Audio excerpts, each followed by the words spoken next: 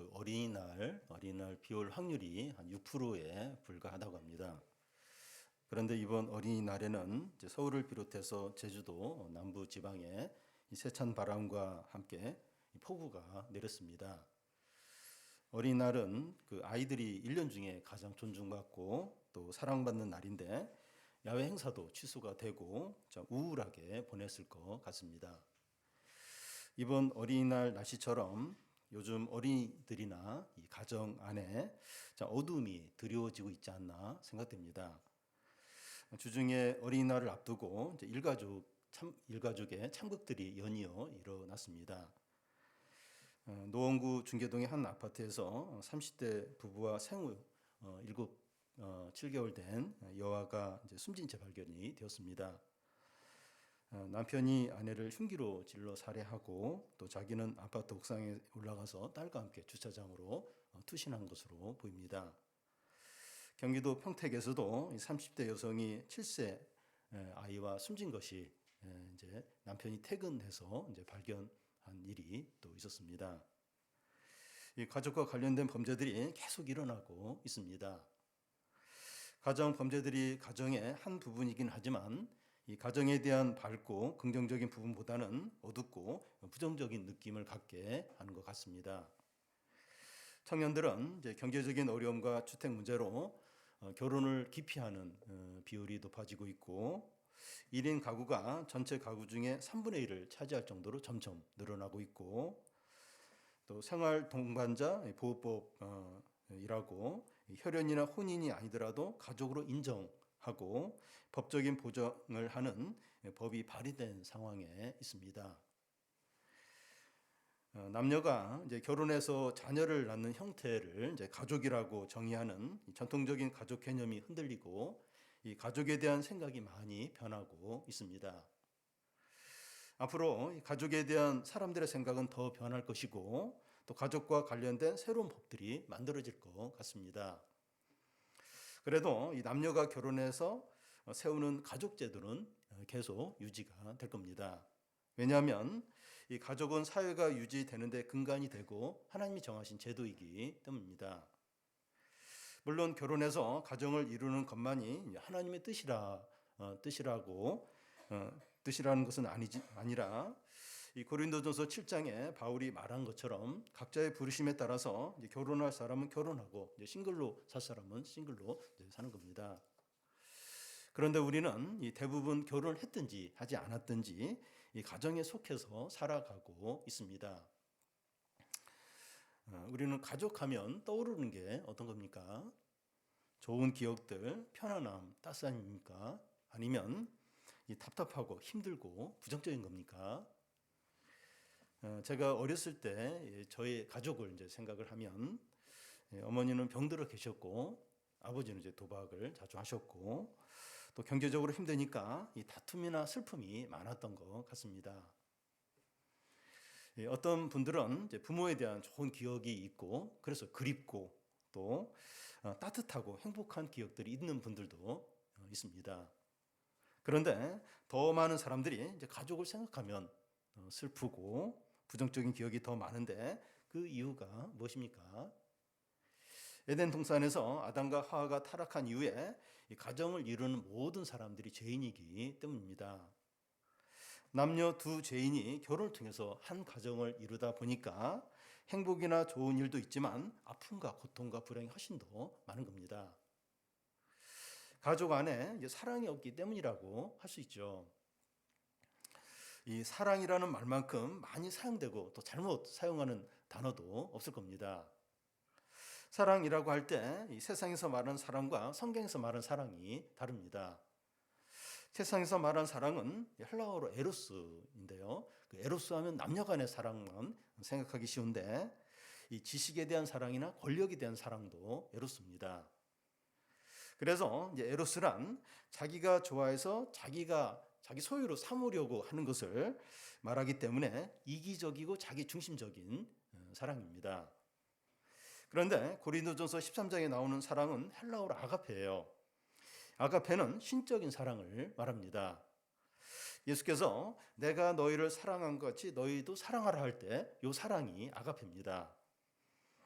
아가페는 이기적인 사랑과 반대로 이타적인 사랑이고 자기 중심적인 것과는 반대로 희생적인 사랑입니다. 이런 사랑은 하나님만 하실 수 있습니다. 그래서 오늘 본문 말씀에서 이 사랑 대신에 예수님을 넣어도 잘 이렇게 뜻이 통해요. 예수님은 오래 참고 시기하지 않으며 자랑하지 않으며 교만하지 않으며 불의행하지 않는다는 거죠. 무슨 말인가 하면 그 예수님을 믿는 그리스도인들만이 이런 사랑을 할 수 있다는 겁니다. 우리가 이런 놀라운 사랑을 할 수 있습니다. 이 시간 살펴볼 고린도전서 13장은 성경에서 가장 유명한 사랑의 장입니다. 4절부터 7절까지를 보면 이 사랑이 어떤 것인가 하는 걸 설명하고 16개의 동사가 나와 있습니다. 사랑을 동사로 표현하는 이유는 사랑은 이제 말로만 하면 안 되고 실제로 움직여야 되고 상대방이 실제로 느낄 수 있는 그런 것이 되어야 한다는 겁니다. 우리는 이 사랑은 오래 참고 사랑은 온유하며 또 시기하지 않으며 쭉 이걸 읽을 때 너무 이렇게 따뜻함이 있어요. 은혜가 있고 또 행복이 밀려올 수 있습니다. 그런데 우리가 이런 사랑을 하는 것은 불가능하다 이렇게 여기게 됩니다. 그런데 하나님은 불가능한 것을 하라고 하시지 않습니다. 우리가 그리스도와 연합이 되어 있고 우리 안에 성령이 계시기 때문에 얼마든지 가족들과 성도들과 가까운 사람들에게 이런 사랑을 할 수 있습니다. 이 시간에는 이제 사랑을 설명하는 그 16개의 동사 중에서 몇 가지만 살펴보겠습니다. 이 첫 번째는 그 4절 앞에 있는 사랑은 오래 참고 하는 것인데 사랑은 오래 이제 참는 겁니다. 진정한 사랑은 용돈 많이 주고 또 선물 주고 또 칭찬을 해 주는 것이 아니라 오래 참는 거예요. 어린아이라 해서 막 이렇게 애들 막 좋은 선물 사주고 물론 이제 그것도 뭐 사랑이죠. 근데 진정한 사랑은 오래 참는 겁니다. 밖에 나가서 다른 사람들에게는 참는데 가족에게는 참는 게 어려워요. 이 화초나 애완견한테는 이렇게 참는데 이 자녀들에게 참는 건 어렵습니다. 우리가 왜 가족이나 다른 사람에게 참아야 합니까? 하나님께서 우리에게 오래 참으셨기 때문입니다. 우리는 이 가족들에게 참지 못하는 이유를 이제 합리적인 것에서 찾습니다. 이 자녀가 이제 공부를 하지 않고 게임을 오래 하고 있을 때 부모가 이제 화를 이제 내게 되죠. 아내는 남편이 이제 집안일을 도와주지 않고 핸드폰만 이렇게 하고 있을 때 화가 날 수 있습니다. 이 가족들이 서로 화를 내는 이유는 이런 식으로 합리적인 이유, 그러니까 부당하게 막 이렇게 괜히 화를 내는 게 아니라 다 합리적인 이유가 있어요. 그 이유 때문에 이제 화를 이제 내게 되는 거죠. 그런데 하나님이 우리에게 합리적으로 대하지 않고 은혜로 대하셨습니다. 만약에 하나님께서 우리의 불의와 거짓과 이 죄악에 대해서 합리적으로 대하셨다면 우리는 벌써 망하고 끝장났을 거예요. 하나님 법에 따라서 합리적으로 우리를 매사에 대한다. 벌써 망했죠. 벌써 멸망해서 끝났을 겁니다. 그런데 하나님은 우리를 합리적으로 대하지 않고 은혜로 대해서 오래 참으셨습니다. 그리스도인들은 이제 하나님의 은혜를 받은 자들이기 때문에 다른 사람에 대해서 오래 이제 참아야 합니다. 다윗은 아무 죄도 없는데 이제 사울 왕에게 10년 넘게 이렇게 추격을 쫓김을 당했습니다. 근데 다윗이 그 쫓김을 당하다가 두 번 정도 이제 사울을 죽일 기회가 있었어요. 그냥 찔리면 그냥 죽일 수 있는 거예요. 그럼 더 이상 이제 고생 안 해도 되고 또 사울이 못된 짓을 했으니까 할 수 있는 기회도 되고 근데 오래 참는 거예요. 그러니까 은혜를 받은 사람은 이렇게 다른 사람에 대해서 이제 참게 됩니다. 가족 관계에서는 이제 서로 잘 알고 이제 긴장을 하지 않으니까 이 말이나 행동이 여과 없이 나오기가 쉽습니다. 그래서 이제 가족 관계가 그러기 때문에 가족을 이렇게 세워주려고 하면 얼마든지 세워줄 수 있어요. 너무 잘 알기 때문에 또 가족을 이게 망가뜨리고 무너뜨리려면 얼마든지 왜냐하면 너무 잘하니까 그 약점을 아니까 얼마든지 또 그렇게 무너뜨릴 수도 이제 있습니다. 우리는 주님이 우리 각자에게 얼마나 오래 참고 계시는가 하는 걸 기억하고 또 나를 법으로 또 합리적인 것으로 대하지 않고 우리 은혜로 대하신 것을 기억하고 우리도 이제 다른 사람에게 우리 가족들에게 그렇게 돼야 됩니다. 제가 우리 제 아들과의 관계에서 제일 이제 이렇게 좀 힘들었던 부분이 자꾸 율법으로 법으로 이제 애를 대하려고 한 거예요. 당연히 너는 신앙생활 잘해야 되지 않냐? 이렇게 이게 옳지 않냐? 근데 이제 그 아들과의 관계가 회복될 수 있었던 이유가 하나님은 저에게 법으로 어떤 합리적인 것으로 이렇게 하지 않고 은혜로 하셔도 은혜로. 그걸 깨달으면서 아들에 대해서 이제 그 태도가 달라지게 됐는데, 그거지 그거. 우리가 남에게 참을 수 있는 건 합리적인 옳은 거, 뭐가 옳은가, 내 기준이 뭐냐 그게 아니고 하나님이 나에게 은혜로 이렇게 한없이 베푸시고 참으신 거, 그거 이제 기억하고 이제 가족들에게 이제 은혜로 대하는 거죠. 제자들이 예수님께 형제를 몇 번이나 용서해야 되냐고 물었을 때 7번씩 70번씩이라도 용서하라고 했습니다. 7 곱하기 70이니까 490이죠. 490번 용서하라. 무한히 용서를 하라는 거죠.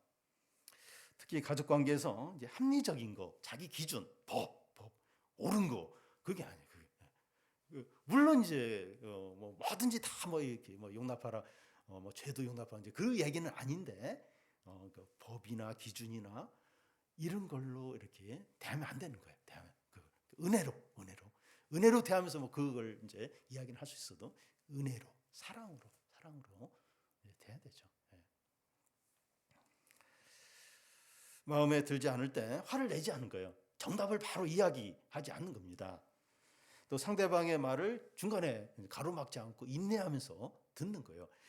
그 가족끼리 그렇게 하는 게 얼마나 어려워져요. 가로막고 막 이야기를 보통 막 하게 됩니다. 근데 끝까지 듣는 거죠.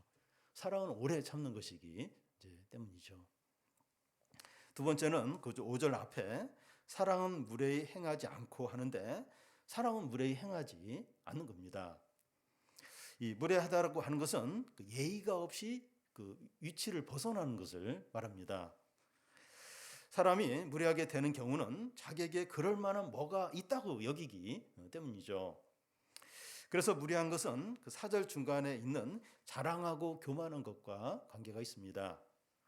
자기를 자랑하고 교만한 것이 다른 사람에게 무례하게 되는 거죠. 그러니까 막 거칠게 말을 하고 막 무시하고 대놓고 이것만 무례한 게 아니라 이렇게 자랑하고 이렇게 교만하게 행하는 게 상대방에게는 이제 무례한 게 이제 되는 겁니다.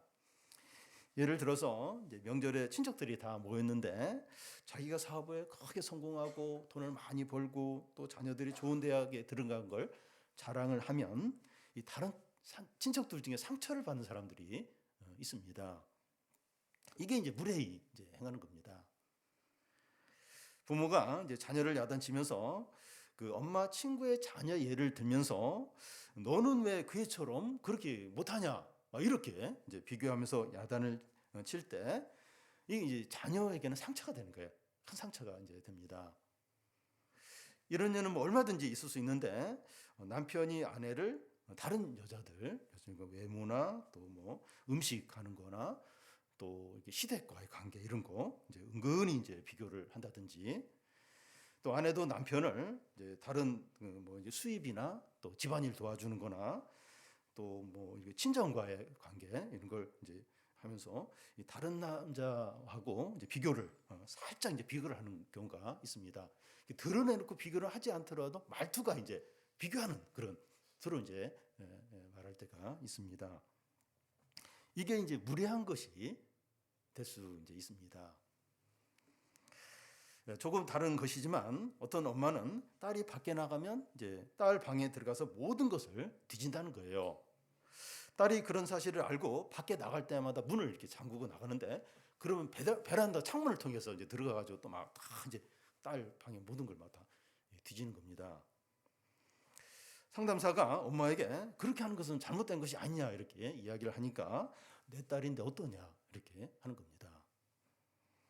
이 엄마가 이렇게 하는 것은 뭐 피치 못할 사정이 있어서 이제 그런지는 모르겠지만 이 딸에게는 무례한 것이 이제 되는 겁니다. 하나님과 예수님과 성령님은 우리에게 무례히 행하지 않았습니다. 하나님은 온 세상 만물을 창조하셨지만 그 창조물에 내가 이걸 창조했다 하는 사인으로 G.O.D, 가드 이런 표시 이런 걸 표시도 하지 이제 않으셨고요. 예수님은 섬기러 오셨고 상한 갈대를 꺾지 않으셨고 꺼져가는 심지를 끄지 않으셨습니다. 성령님은 우리 안에 계시지만 계시는지 계시지 않는지 모를 정도로 너무 겸손하게 계십니다.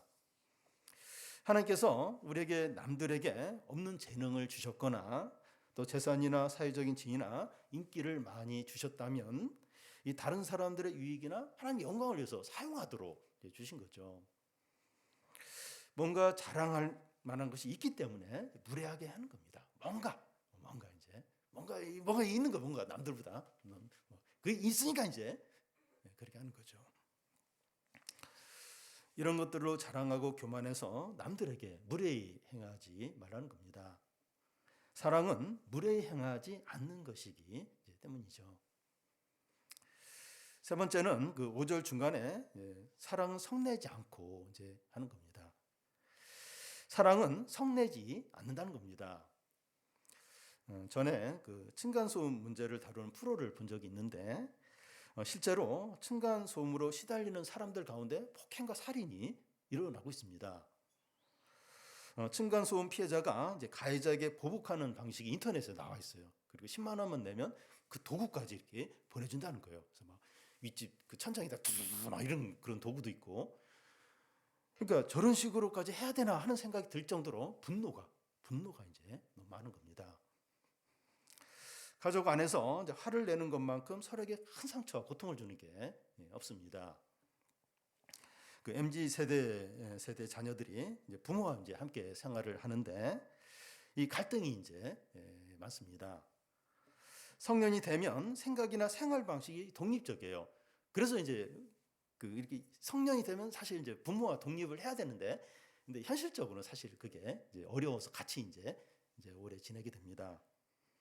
근데 부모가 볼 때는 답답해요. 한심하니까 참다가 한 번씩 이제 잔소리를 이제 하게 됩니다. 그런데 이 성년 자녀는 이 자존심이 상하는 거예요. 무시당한다고 여기는 거예요. 그러니까 잔소리를 안 해야지 뭔가 이렇게 무슨 얘기를 하면 이제 내가 다 성년인데 다 컸는데 나를 무시하는구나. 그리고 자존심 상해 하는 겁니다. 그래서 그냥 이렇게 화를 내기가 쉬워요. 부모는 자녀에게, 자녀는 부모에게 화를 내지 않더라도 그냥 이렇게 말을 안 하고 그게 사실은 이제 말을 안 하고 지내는 게 이제 화를 내는 건데 그러기가 너무나도 쉽습니다. 그게 이제 너무 이제 서로가 이제 힘들 수 이제 있습니다. 그런데 사랑이라고 해서 화를 절대 내지 않아야 하는 것은 아닙니다. 하나님과 예수님도 화를 내신 적이 있어요. 하나님께서 화를 내신 대표적인 경우가 시내산에서 이스라엘 백성들이 금송아지를 만들고 그 앞에서 막 절을 할 때 진노를 하셨습니다. 또 민수기에 보면 광야에서 고라 자손을 중심으로 모세와 하나님을 대적했을 때 크게 진노를 하셨습니다. 하나님 죄에 대해서 진노를 하십니다. 예수님도 화를 내신 적이 있는데 성전에서 장사하는 사람들을 보고 노끈을 만들어 채찍으로 막 그 가축을 몰아내고 돈 바꾸는 사람들의 상을 후셨습니다. 예수님은 하나님의 영광을 위해서 이제 화를 내신 거죠. 우리가 화를 내어야 할 때가 있고 화를 내어도 죄가 되지 않는 경우는 죄를 책망할 때나 하나님의 영광을 위해서 할 때입니다. 그 외에는 개인적인 일, 자존심이나 이기적인 욕심 때문에 화를 내서는 안 됩니다. 어떤 개인적인 일 가지고 이렇게 화를 내고 막 분노를 하면 이제 안 됩니다. 야고보 사도는 말하기를 사람이 성내는 것이 하나님의 의를 이루지 못한다고 했습니다. 화를 내면 이제 말을 실수를 하기가 쉽고 또 상처를 주게 되고 이 사단에게 기회를 줄 수 있습니다.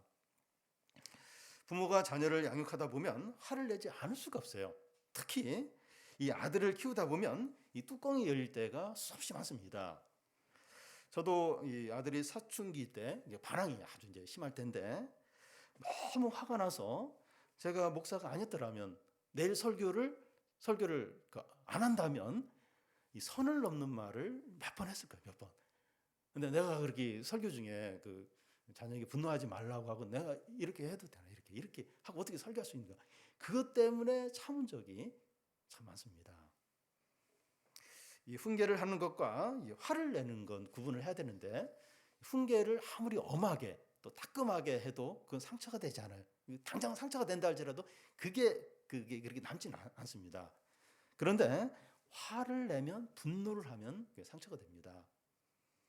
부모가 화를 내면서 잘못을 이제 지적을 하면 자녀는 자기가 뭘 잘못했는가 하는 걸 생각하기보다는 억울하다는 생각만 하게 됩니다. 뭐 부부 관계나 형제 관계나 뭐 직장에서도 뭐 비슷한데요.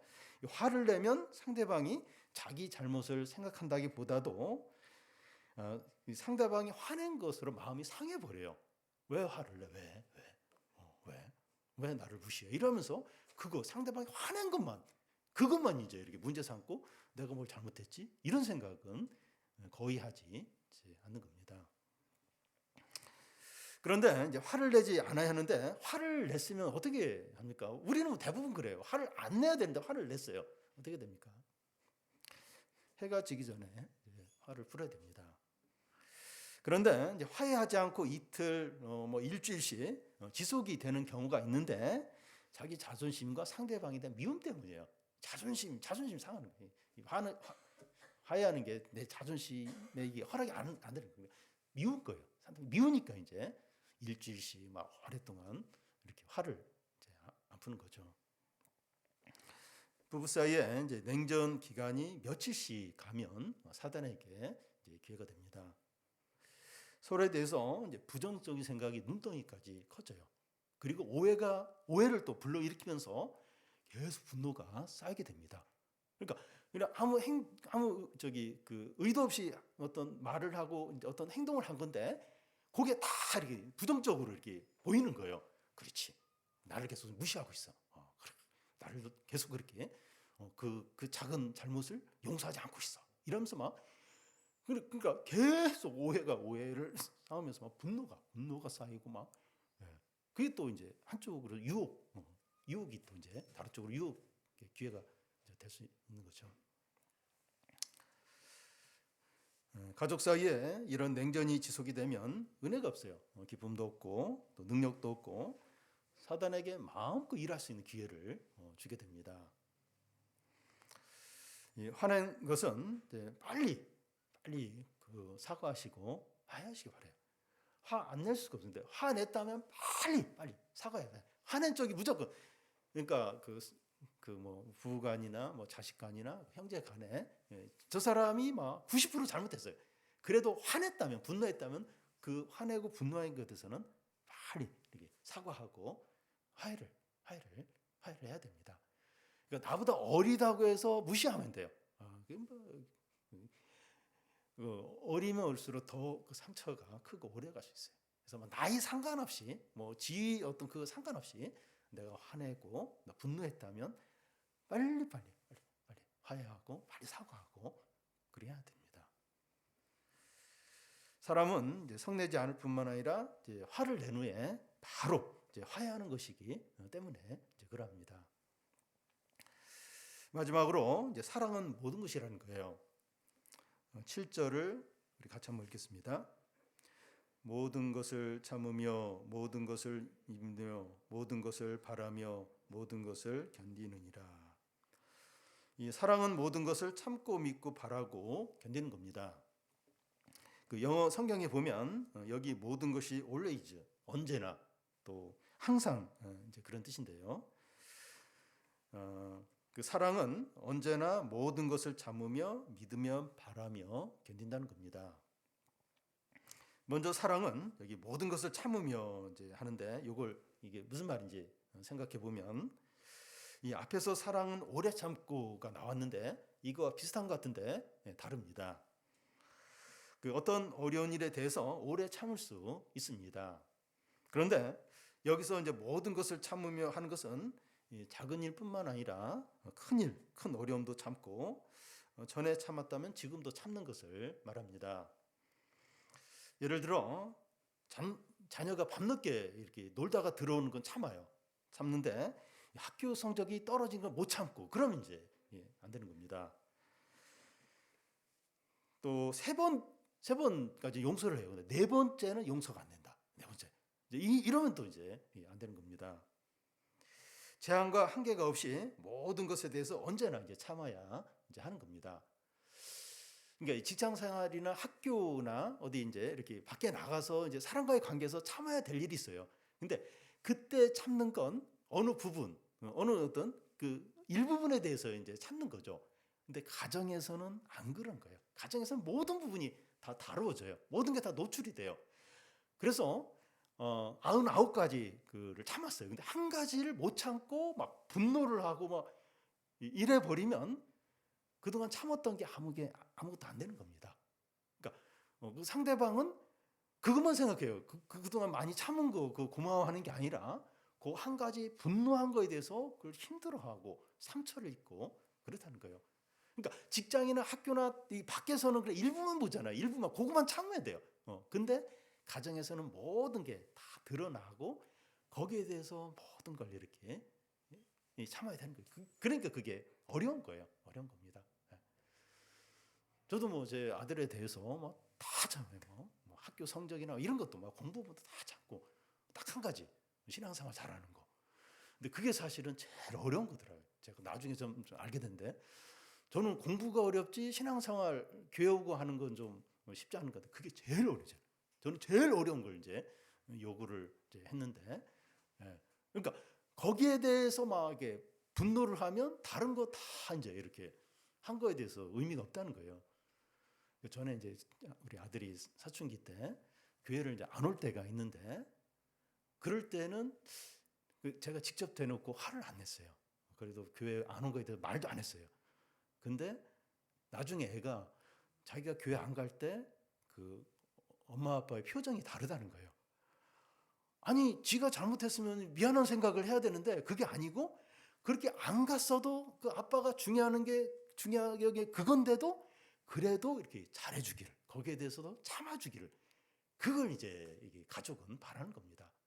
그러니까 모든 것에 대해서 견뎌야 한다는 거예요. 뭐 90까지 견디고 뭐 몇 가지 못 견디고 그게 아니고 이제 모든 부분에서 견뎌야 한다는 겁니다. 하나님께서 이제 우리의 모든 것에 대해서 일관되게 참으신 것처럼 우리도 이제 다른 사람들의 모든 것에 대해서 일관되게 이제 참아야 합니다. 이게 불가능하지만 그렇게 특히 가족 관계에서 그렇게 하려고 이제 해야 한다는 겁니다. 사랑은 모든 것에 대해서 언제나 참는 것이기 때문입니다. 또 사랑은 이제 모든 것을 믿는 거라고 이제 하는데요. 이 모든 것은 언제나라는 의미가 있다고 했는데 언제나 이제 믿는 겁니다. 무엇을 믿는가 하면 사람이나 이 눈에 보이는 것이 아니라 하나님과 그의 말씀과 그의 능력을 믿는 겁니다. 이 장발장에 보면 신부는 이제 장발장을 믿는 것이 아니라 하나님을 믿고 장발장의 은혜로 이제 대합니다. 요셉도 자기를 노예로 판 형들을 믿는 것이 아니라 하나님의 섭리를 믿고 형들에게 은혜로 대했습니다. 언제나 어떤 상황에서나 하나님을 믿을 때 사람을 사랑할 수 있는 거죠. 우리가 부부 관계에서나 자녀에 대해서 또 가까운 사람들에 대해서 사랑하는데 실패하는 이유가 무엇인가 하면 그 사람의 행동과 태도를 보고 사랑하려고 하기 때문이죠. 우리는 어쩔 수 없어요. 눈에 보이는 거 그거 보고 이제 사랑을 할 수밖에 없습니다.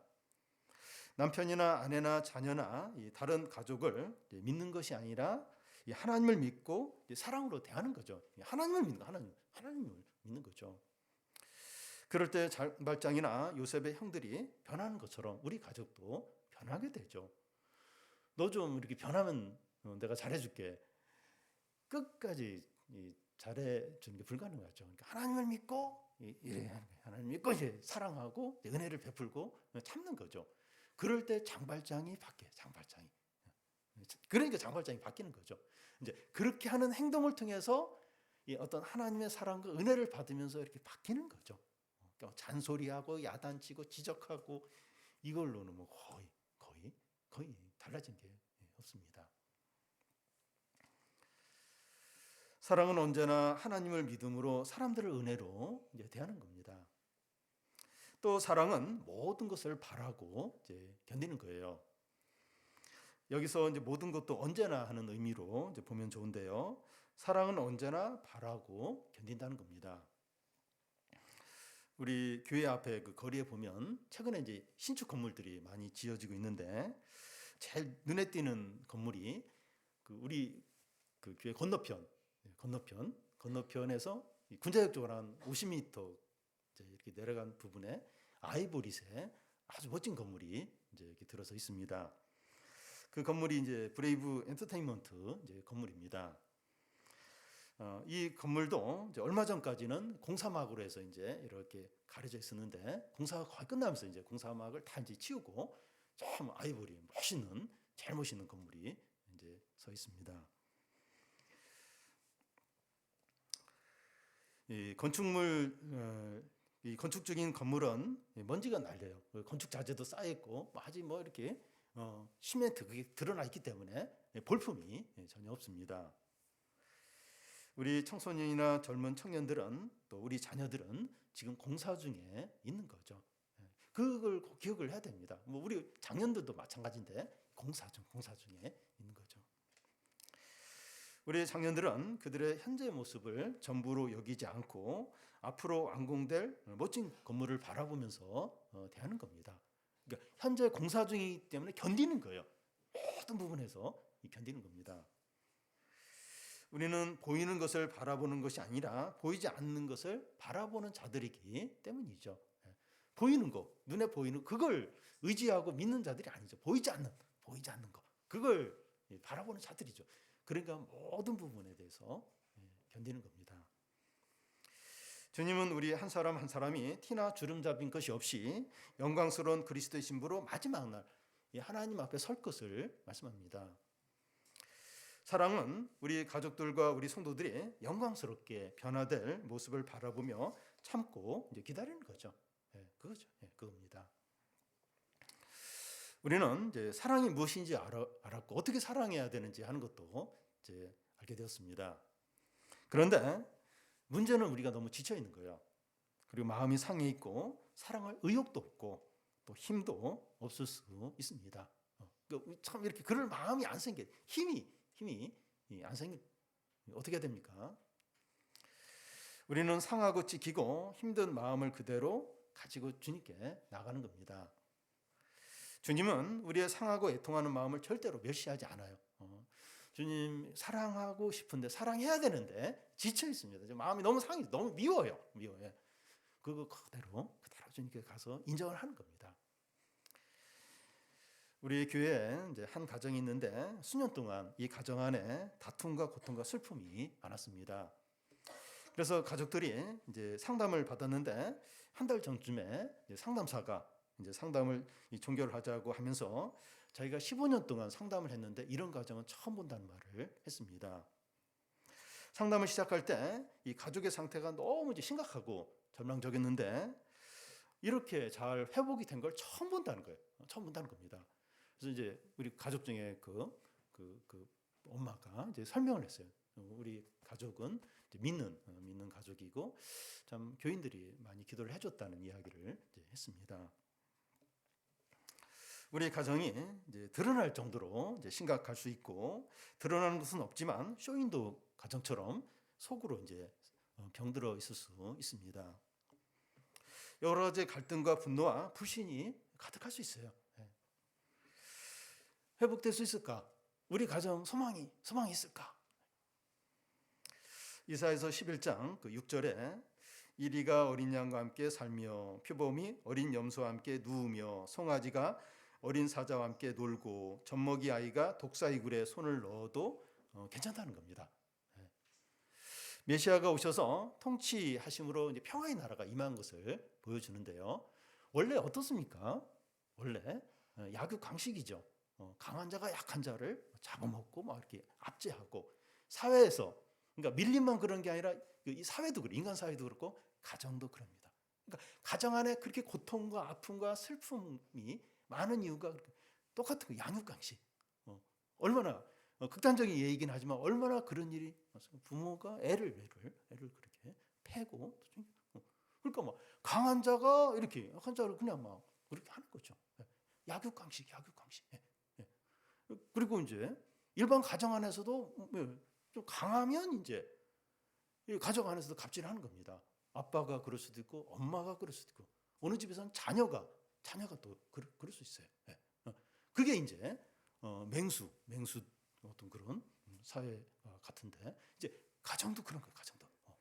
그런데 메시아가 오셔서 이렇게 통치하시면서 이렇게 그런 강자와 약자 사이 뭐 먹고 먹히는 뭐 이런 관계가 친구 관계가 되는 거예요. 회복이 되는 거예요. 위험하지가 않은 겁니다. 젖먹이가 막 독사굴에 손 놓는데도 안 다치는 거예요. 가정이 안전한 겁니다. 이렇게 회복이 되고 평화롭고 기쁨이 있는 겁니다. 어떻게 이런 가정이 가능합니까? 예수님이 오셔야 되죠. 메시아의 통치, 그리스도의 통치가 있어야 되죠. 우리가 가족들이 하나님께로 돌아가는 겁니다. 진짜 이렇게 성령을 구하는 거예요. 그리고 말씀을 가까이 하는 겁니다. 그러면 그곳에 평화가 있어요. 평화의 나라가 있어요. 사랑이. 우리가 방금 읽은 그 사랑이 가능한 거예요. 그 일이 일어나는 겁니다. 살아납니다. 회복이 됩니다. 하나님께 은혜와 사랑과 은혜를 구하시기 바랍니다.